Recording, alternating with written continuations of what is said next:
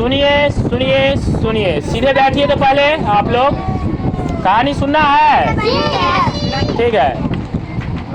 देखिए, ये कहानी बहुत अच्छी है, आप लोग ध्यान से सुनिएगा इस कहानी को तो आपको समझ में आएगा और शुरू से अंत तक में समझ में आएगा।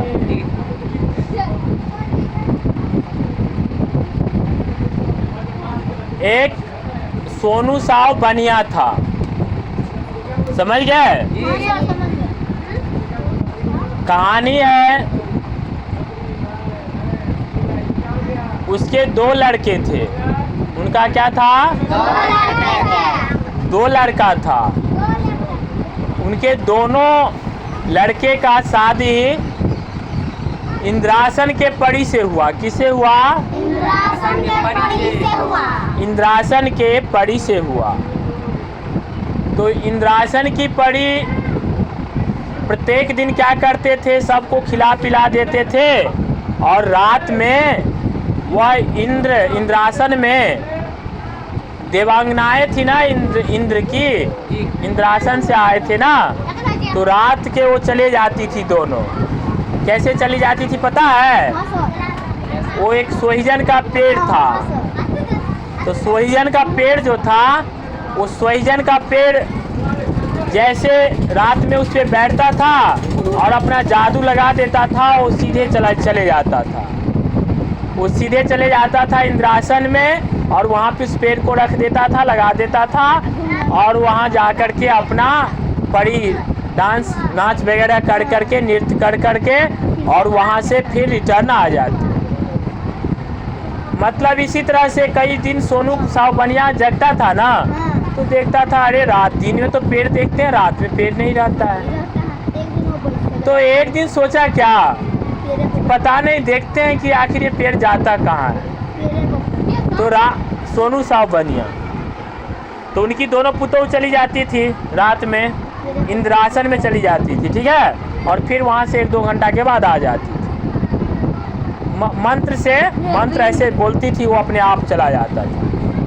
जो इंद्रासन में सभी को जाने की बस की बात नहीं है, वो चला जाता था, चली जाती थी। रात में एक रोज वो जाके बैठ गया, तो ये जादू जो लगा रहे थे ना, तो जो पापी आदमी होता है ना, इस वजह से वो पेड़ बढ़ता ही नहीं था, कम बढ़ता था। यानी कि उस पे जो अगर पुण्यात्मा बैठता ना, तो पाप का जो होता है ना, पाप का वजन काफ़ी होता है।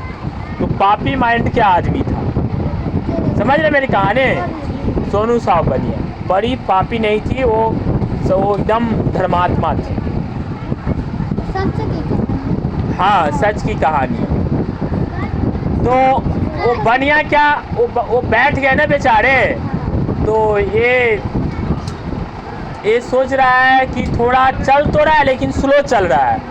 बोला बहन, ये पेड़ चलिए नहीं रही है, उतना जितना भी जादू लगाते हैं कम चलती है। तो बोला चलो कोई चिड़ै चुनमुन बैठ गया होगा। वो चुपचाप, जानती भी थे, थोड़ा चुप बुला दिए, नहीं बोले। थोड़ा बड़ा पेड़ था, चले गए। ये अपना नाच करने गई और इधर उधर से ही गया, सोना सब देखा। अरे यहाँ पे तो कोई सोना की कमी ही नहीं है। ये क्या किया, थोड़े सोना लेकर के बैठ गया, फिर और वजन हो गया क्योंकि चोर बैठ गया था। अब थोड़ा मुँह से हाथ निकालिए तो आप, अब उधर से फिर हाँकने लगा, जादू दिया। तो जादू दिया तो थोड़े बहुत और वजन हो गया, किसी तरह आया।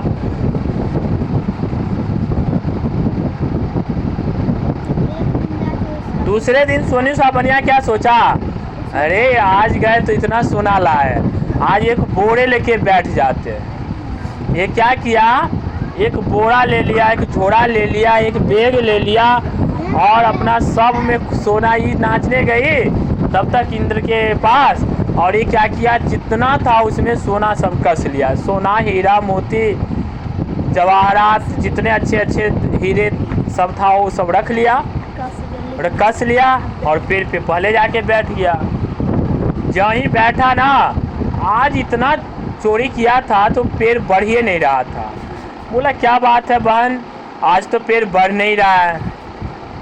बोला चलो ना किसी तरह, चलो ना।